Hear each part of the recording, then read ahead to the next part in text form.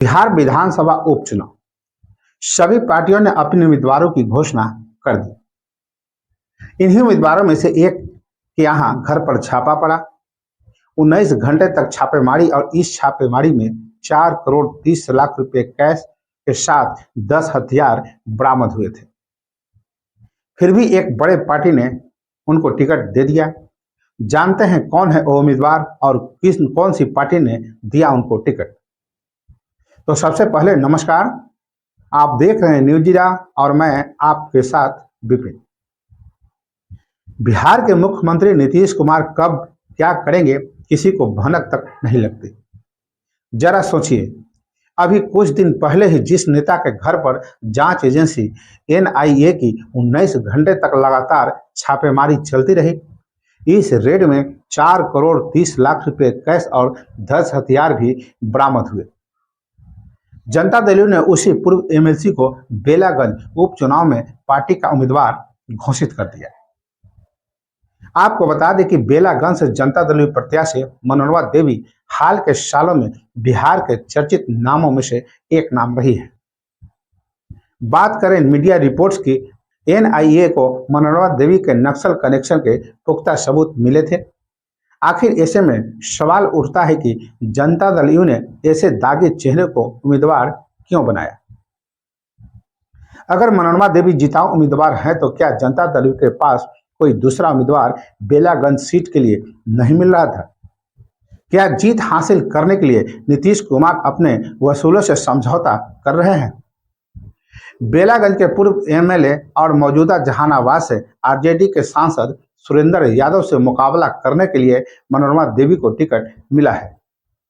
मनोरमा देवी को उम्मीदवार बनाना नीतीश कुमार की मजबूरी है या फिर जनता दल यू का बिहार में सिमटता जनाधार का एक कारण है।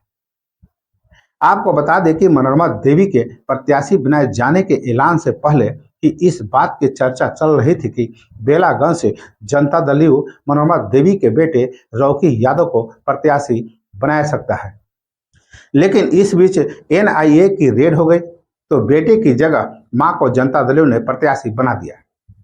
रॉकी यादव, जिसने 7 मई 2016 को आदित्य सचदेवा नाम के एक लड़की की गोली मारकर हत्या कर दी थी। निचली अदालत ने रॉकी यादव समेत 3 आरोपियों को उम्र कैद की सजा सुना दी थी। हालांकि पटना हाईकोर्ट ने साक्ष्यों के अभाव में रॉकी यादव समेत तीनों को बरी कर दिया। हाईकोर्ट ने निचली अदालत के आदेश को रद्द कर दिया और तीनों को तुरंत रिहा कर दिया। बिहार में 4 सीटों पर उपचुनाव हो रहे हैं। तरारी, रामगढ़, बेलागंज और इमामगंज सीटें के विधायक लोकसभा चुनाव में सांसद चुने गए थे। रामगढ़ से आरजेडी के विधायक सुधाकर सिंह, बेलागंज से सुरेंद्र यादव, इमामगंज से जीतनराम मांझी और तरारी से सुदामा प्रसाद विधायक थे। 4 में से 3 सीट महागठबंधन के कब्जे में था, जबकि 1 सीट एनडीए के कोटे में थी।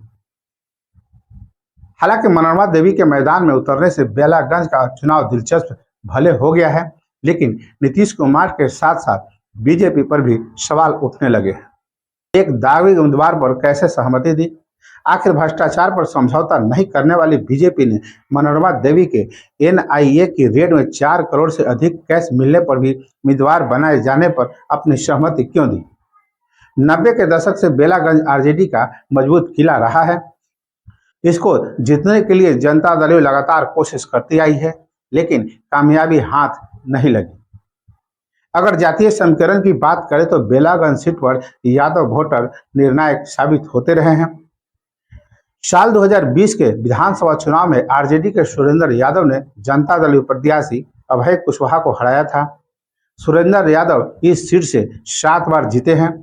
इस सीट पर यादव 70,000, अनुसूचित जाति के तकरीबन 50,000, भूमिहार जाति 20,000, राजपूत 15,000, कोयरी और कुर्मी 25,000, बनिया 10,000 और मुस्लिम तकरीबन 62,000 वोटर हैं।